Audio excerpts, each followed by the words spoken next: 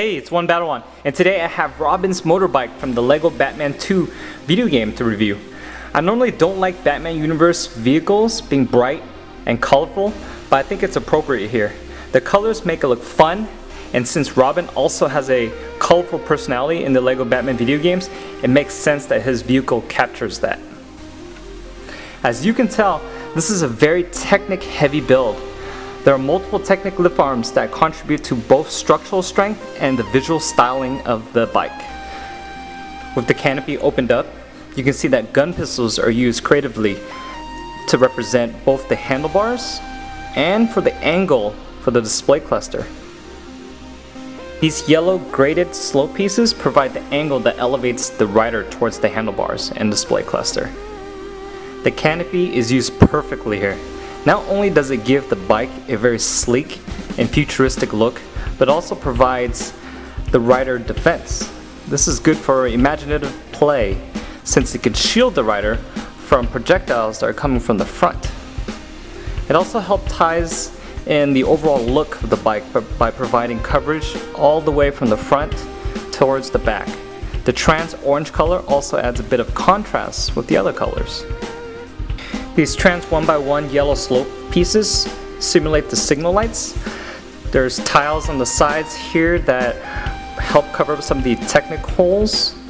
Personally, I'm not a fan of flick fire missiles, but they are included in order to be accurate as possible to the source material.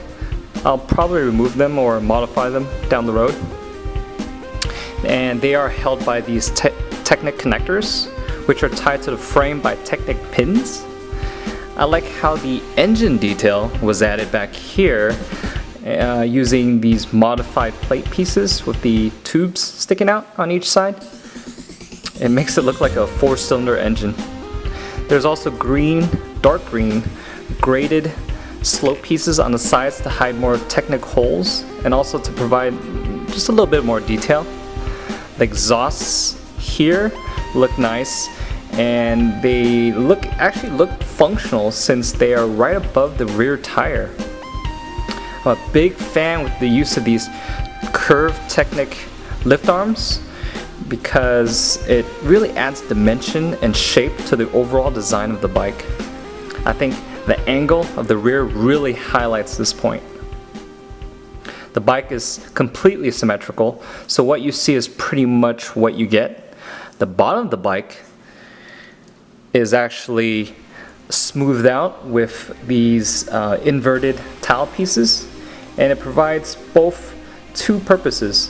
One, it gives the bottom a more complete and finished look, and two, it helps strengthen the core of the bike for added durability. There are a few negative points about this design. The first thing is that the front and rear wheels do not spin freely. The wheels in this particular color are only available with an axle connection. And since the Technic lift arms that the wheels are connected to is also only available with an axle connection, this means that the two have to be joined together with an axle pin or a bar. If you want to have free spinning wheels, you'll need to change them to ones that use a regular Technic pin connection, and then you'll be able to use Technic pins that are half axle and half regular pin. Now, you're probably wondering, how does Robin look like mounted onto his bike? The process is actually kind of tricky. You'll need to remove the flick fire missiles.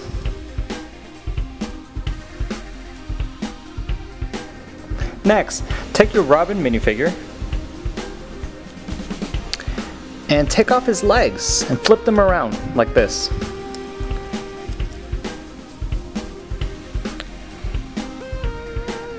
Then position his arms up high and rotate his wrists to a kind of a gripping position.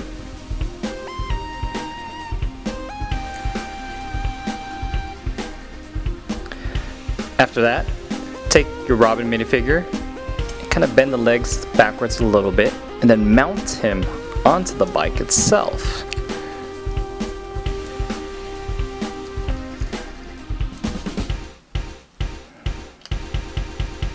Then, put everything back together.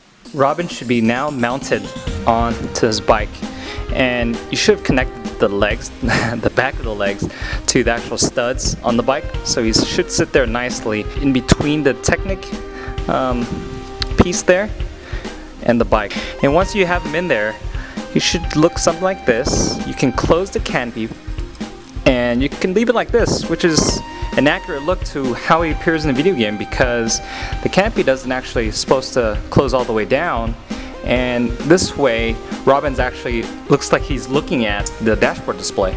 But if you want the look that I prefer to go for, I like to push him all the way down and close this canopy all the way down. So now we get that aggressive, more aggressive look with the canopy all the way kind of angled downwards. And here's a quick look of how Robin's motorbike looks next to Batman's Batmobile. I really think they look cool together, and they look like a really good pair once you have it side by side.